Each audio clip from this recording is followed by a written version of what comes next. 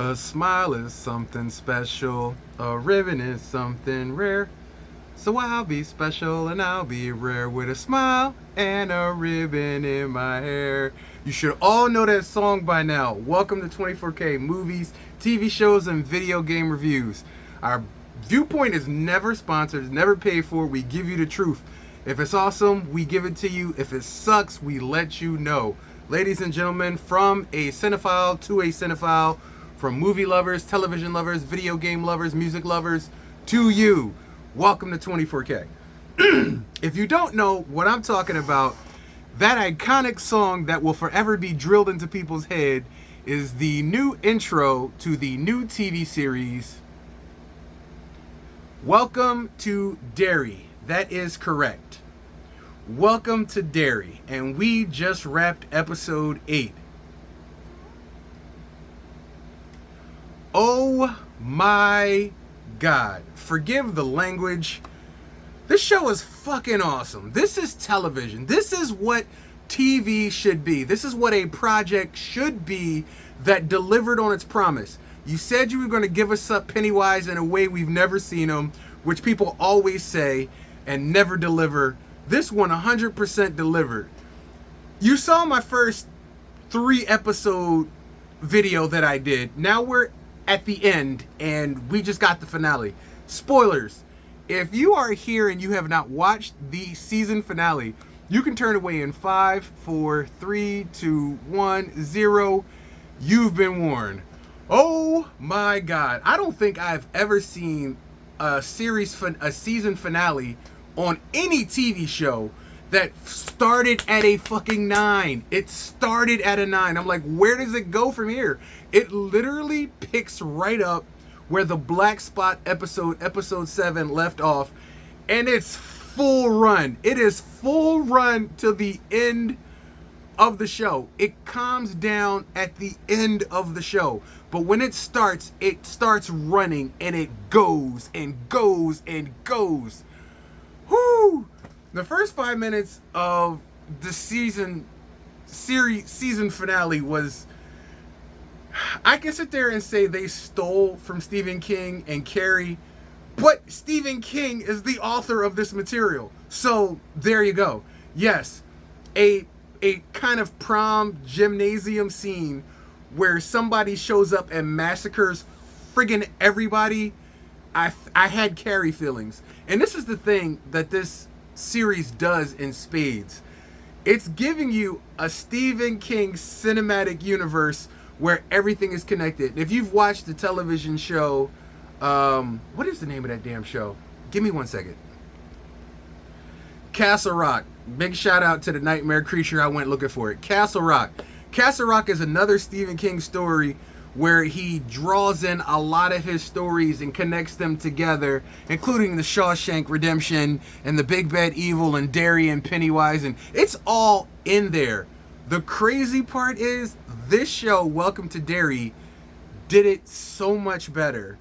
Like, I've never seen Stephen King's works handled with such care before. And this, oh my God, if you've read the book, there is so much more subject matter in the book and the series than was ever shown in the It Chapters 1 or 2 movies, both the original with Tim Curry and then the new versions with Skarsgård. This series manages to dig and dwell from both lores and pick and choose like a buffet, and then expand its own lore on top of new lore and give you something that you haven't seen. Here's the crazy part. We know what happens in It Chapter 1 and 2. We know that. So how do you create a series that keeps you guessing and intrigue when you know the outcome? This series managed to do that in spades. So big reveal. Let's get that off the table. Marge. Marge is Richie's mom. Most of us kind of felt it. Most of us theorized. Most of us had a feeling. But it was confirmed when Pennywise picked out a picture, a missing picture of Richie Tozier in his hand. It said, Miss Tozier. First comes love, then comes marriage, Then comes Marge with the baby carriage. And we didn't really get it until he said, the past, the present, and the future, all is the same to me. Because he's a god. So he's literally getting everything at one flow of information, but really don't know the time frame. See, we're looking at it as he wakes up every 20 years old, to every 27 years, and that's the time frame he's in, from the 70s to the 80s to the 90s. But to him, time is linear. To him, time is fluid. He does not see time the way we see time. So he knew about his death conscious in the 70s, way before the 80s incident, because it's all the same to him. But his death is also his rebirth, which puts more at the end of the story of It Part 1 and 2, because when we watch It Chapter 2, the movie, we assume Pennywise was defeated and destroyed. But you saw the lights spin and swirl and go up, and he even resorts back to his baby form before he's quote-unquote destroyed. So they managed to retcon some theories, and they managed to add more. And now I'm so intrigued to see where this story goes next, because every episode was its own movie, and we got basically 8 hours of an It chapter novel, something that the movies couldn't even capitalize on. And this is Pennywise in his most carnal form. If you thought you saw the evilness of him in It Chapter 1 and 2, or the old versions with Tim Curry, it is nothing. This TV series, like, there were times where I was like, some of these episodes should be rated X just for violence. Just for violence. But this show goes there in a great way. It's probably the best horror TV series I think I've ever seen in my entire life. And that says a lot. Now that it's over, and I'm going to be one to say it because I know a lot of people are asking me, yeah, I will do my Stranger Things Season 5 review too. But I'm going to tell you something that you may not like. It ain't touching this. It ain't touching this shit. Hands down. I don't give a damn if Will shoots a mind flare out of his ass and grows to 27 feet tall and takes Vecna on in a troll versus troll fight like Godzilla. It would not top what this show that came out of nowhere did. Every Sunday, that song was going off in people's heads again. HBO did it with Game of Thrones. They did it with House of the Dragon. They did it with The Wire. So many TV series that you're there every time an episode come on. A smile is something special. A ribbon is something rare. That shit lives rent-free in so many people's heads and hearts. The Pennywise strut, that whole Pennywise strut, that's now a trend, a viral trend. So much has come from this show. The show resonated not with just one type of viewers, but across the board. It resonated with almost everyone. And look, you can deny things. You can put it up to your head and talk into your blind. This show broke boundaries when it comes to horror. And I honestly don't see... There's 2 shows this year that I can talk about, hands down, that are fucking insane and amazing. Amazing time to watch. Aliens After Earth and It Welcome to Derry. Now, them being 2 horror shows, I can see them completely different. From the It Welcome to Derry universe, I wasn't ready. I wasn't ready for the shit that you put on my plate. Just off the top of my head, the baby scene in the first episode, the woman giving birth in the car, the mom scene in the bedroom where she fell asleep and came out her mom and she had to bite her own umbilical cord. There has been the pickle scene in the grocery store. I could literally pick any episode at random, and there is some fucked up stuff going on in It Welcome to Derry. In a good, horrific, crazy, I can't believe my eyes way.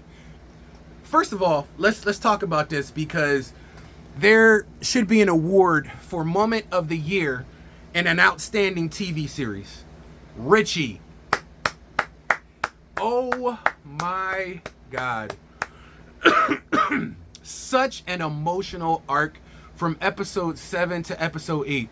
In 7, you broke our hearts when he sacrificed his life for his love of his life, Marge. Dying on top of that freezer freaking broke grown people. There were grown people in tears, myself included. I was like, I'm not gonna cry. I'm not gonna cry. Tear coming down my eyes. Look, I can only compliment that scene with another scene that I've seen in cinema that is an Academy Award winning movie.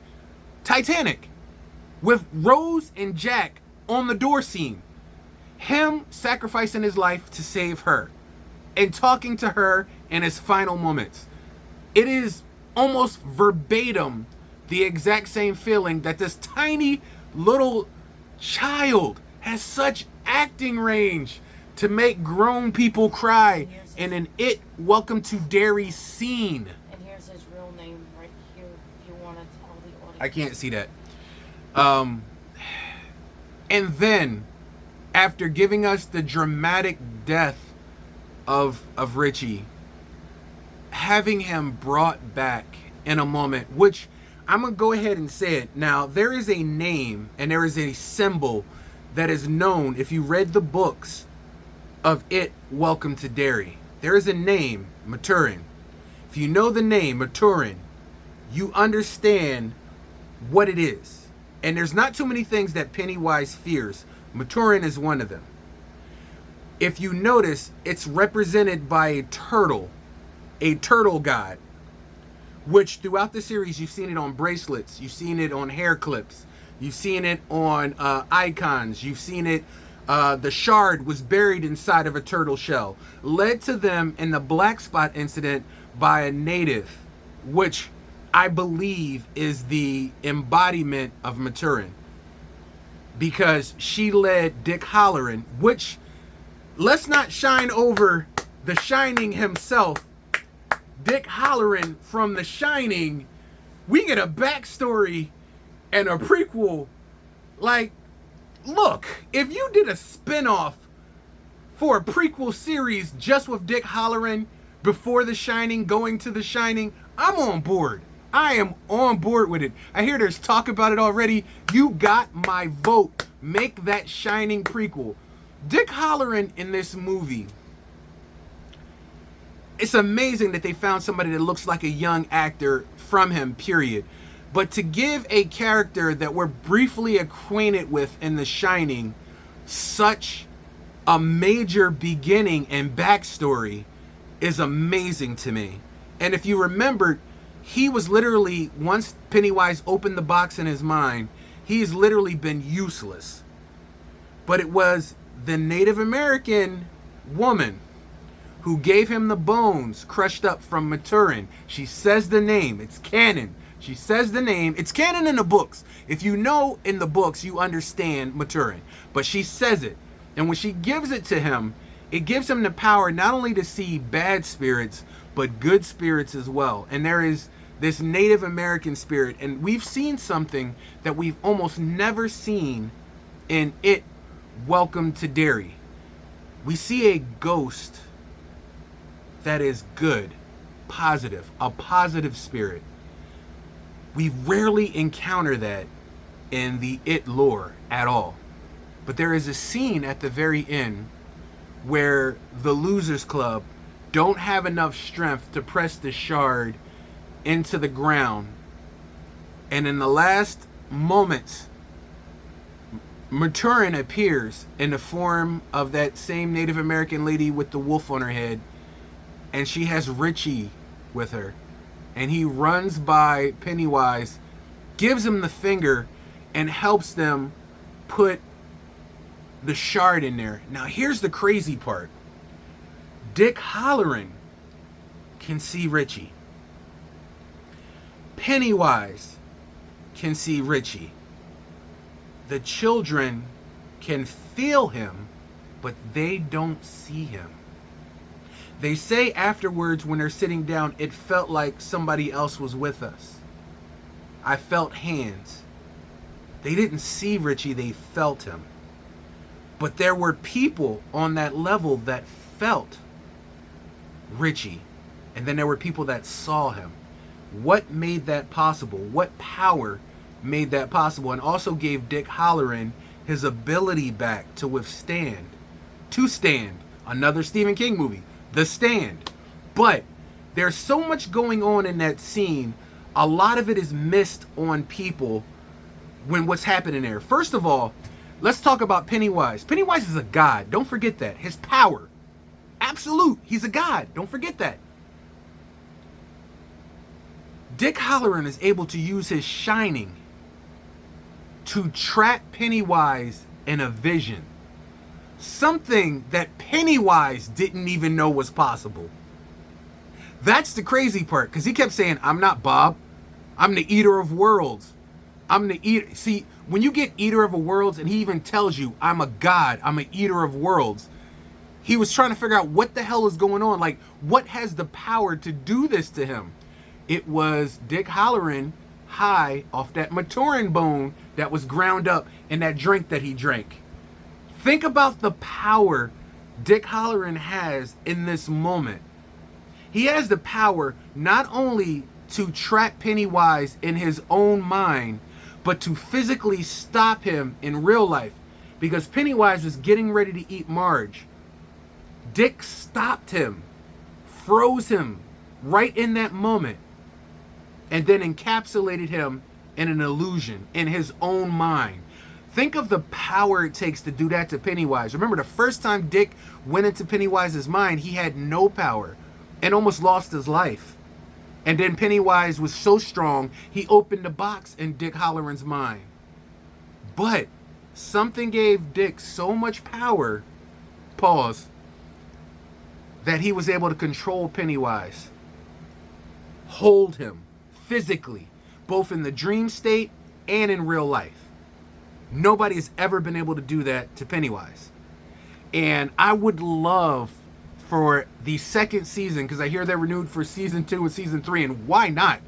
Why not? This is fucking great. This is fucking great. Why not? I would love to see more on Dick Hallorann. And there's a scene where he's talking to Hanlon in the house, and he says, so what's next for you? And he said, I got a job looking after a hotel. And he was like, how much trouble can a hotel be?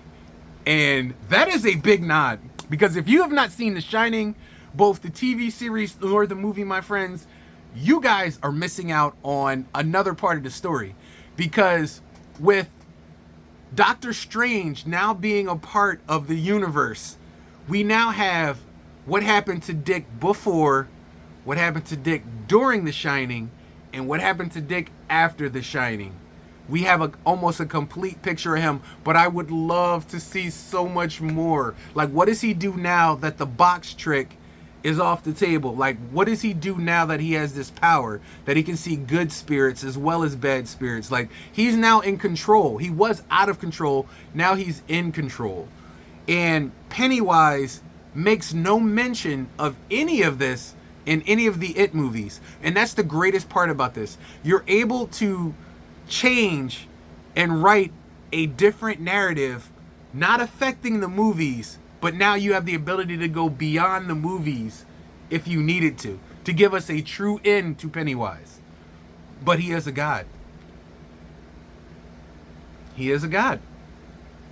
This show is, to put it in a word, amazing. And I don't want to glorify violence for being violence, because Pennywise is an opportunist. He takes advantage of anything, whether it's racism, sexism, whether it's SA abuse. Like in the black spot, there's fire everywhere. People are being murdered. There's racist people on the outside shooting inward. There's children. There's a lot of evil filled in this environment. And in the midst of it all, he comes strutting in, offering help to somebody. And then he says the coldest shit I have ever heard in my entire life. Unless you're watching, what's that movie where you there with a stupid face on your face? What is the name of that movie? Hereditary. Hereditary. This is where my mind went on that one. When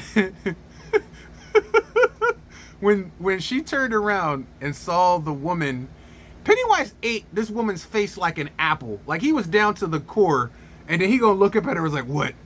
Do I have some face on my face? What the fuck? Like, who was in charge of the lines and the writing? I love it that I couldn't anticipate what was going to happen from one moment to the next, but Pennywise was just teased. In the first couple of episodes, he's teased, and I'm like, oh, this is going to be a show that doesn't really include him that much. The hell it don't. Once Pennywise show up, you got Pennywise, Periwinkle, John Arbuckle, Huckabee. You got everything thrown up in the mix on this. That line that Bill Skarsgård said, "Do I have face on my face?" came from him alone. Look, that shit is insane. It immediately made me think of Hereditary, because Hereditary was disturbing and it had some disturbing scenes. But when he said, "Do I have face on my face?" Pennywise's lines was cold as shit throughout this entire series. One of the funniest ones, which is another one, was, "Ooh, Dickie, what's in the box? Oh, I have a feeling you can see them. They can see you too." Like, when he opened the box and just brought the dead people around Dick hollering, Pennywise was like, I don't even need to finish you off. They gonna finish you off. Like, it's crazy how he found his weakness so quick. It was able to exploit it even faster over one trip into Pennywise's brain. Whew. But that's what I'm saying. That moment where he ingested that Maturin bone, he literally had an ability he never had before. Control. Total control. And he was able to stop Pennywise. I would love to have seen another showdown between him and Pennywise. There's no mention of it. There's no speak of it. I've never read a book that had the version of that in it. Then again, I've never read a book that had some of the stuff that Welcome to Derry had in it as well. And I love that, because the readers of the books, the knowers of the series, you kept both of them at odds by interjecting and doing things that neither one of them could expect that was going to happen. And you had a ton of Easter eggs, a ton of backdrop, and now Stephen King's The Universe is now a Stephen King cinematic universe. We got Shawshank mentioned, which, if you've never seen Shawshank Redemption, it's a story of Andy Dufresne. There is so much to the Stephen King lore universe that Welcome to Derry introduced, opened up, and spoke of, that you definitely need to rewatch the series. It's definitely a hella rewatchable series. But now that we have the season 1 in the books, I'm angry, because next Sunday there won't be that jingle. Next Sunday won't have that jingle fulfilled in it. A ribbon is something special. A smile is something special, excuse me. We won't have that next Sunday. And then you gotta wait for Stranger Things, which I think sucks, because you guys can't do that to your fans. Do you see how every week people came looking for Welcome to Derry, and you fed them a meal?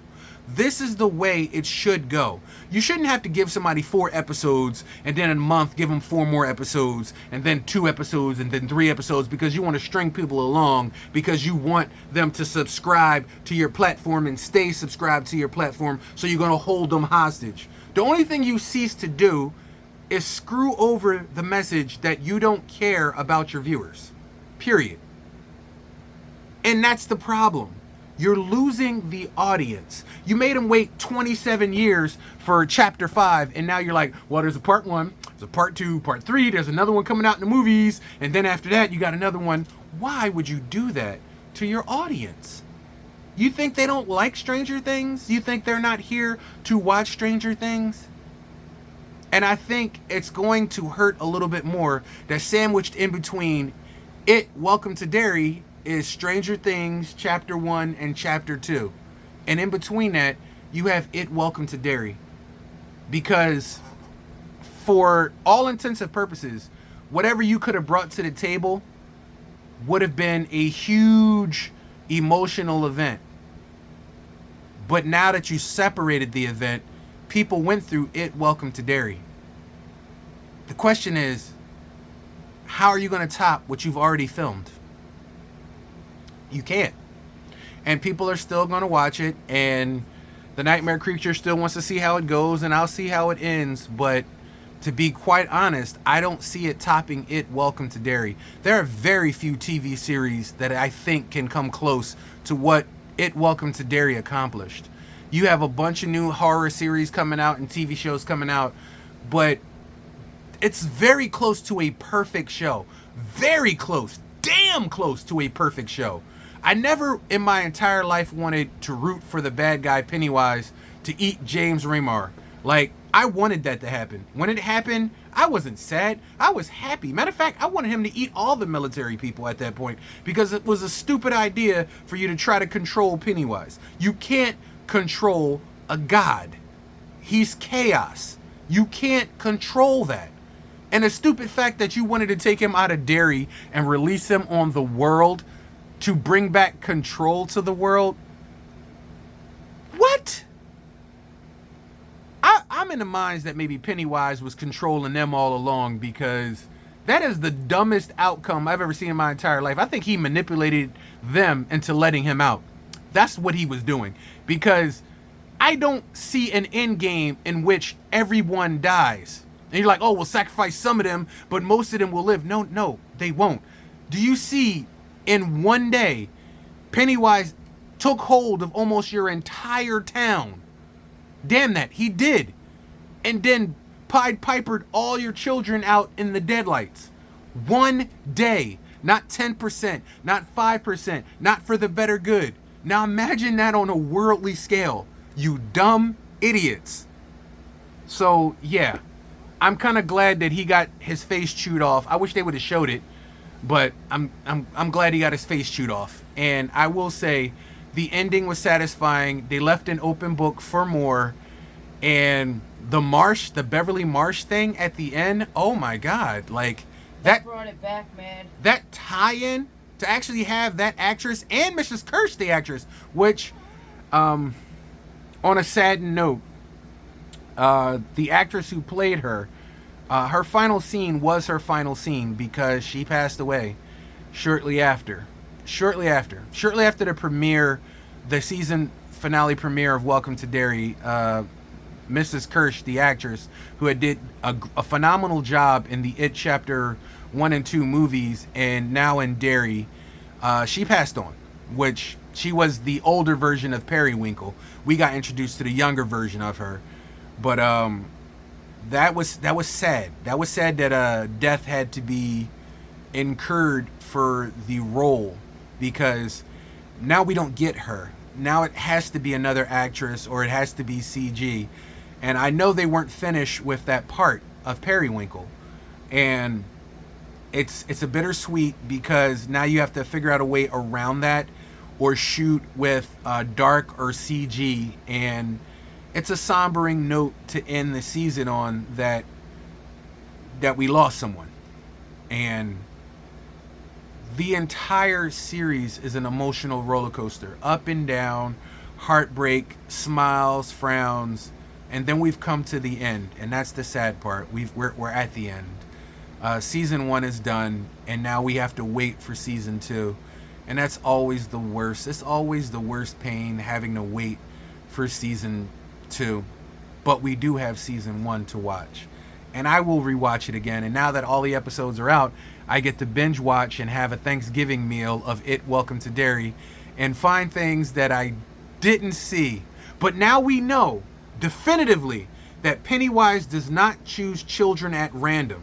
If you look at the Losers Club now, those Losers Club in the movies, and what he was talking about of seeing past, present, and future all at the same time, there is a reason why he chooses certain children. Now we know there is a reason. It's not random. I don't know if it's taste, I don't know if it's lineage, or maybe in the fact that he knows his end because he's seen it. Remember, he is a god. He's seen everything. So he's seen his end, and he's trying to prevent it by ending the bloodlines of certain children, which is why he went after Marge. He knew her bloodline, and he knew her bloodline as one of the children that posed a danger to him. And he even said, "They kill me." So Pennywise is not random at all, but a perfect, thought out plan. So I'm thinking maybe next season, when we go back to the past, which I'm hearing they're going to do, he's going to still try to snuff out this bloodline at the source. And he wanted Lily too, but Lily had a title on her bracelet, so that's what's been saving her. Oh yeah, the shard. A lot of people were saying that with the shard. It wasn't just the shard that stopped him in the sewers. It was also the bracelet, because remember, in the movie theater, when he attacked them, she's the only one he did not attack. But she was wearing the turtle bracelet, the Maturin bracelet. Again, showing that Maturin is part of this lore. Now the shard, I am a geek bone, so the shard, the dagger, was kind of like Lord of the Rings, and they were kind of like hobbits. The closer that the ring got to its birthplace, the more it wanted to go back to its master. And for them to go and push the dagger in, and it got bigger and bigger, and whoever held on to the dagger, it caused them evil intent and evil thoughts and took over their heart. Sounds a lot like the Precious. It sounds a lot like the Precious. And it can only be destroyed in the one place it was born and forged. You gotta take it to this place, and you gotta put it there. That's the only place it can lay. Like the Lord of the Rings thing, I was like, this is the Fellowship of the Ring, and it took all of them and all of their wills to overpower the ring, quote unquote dagger, to put it in the tree to keep Pennywise trapped.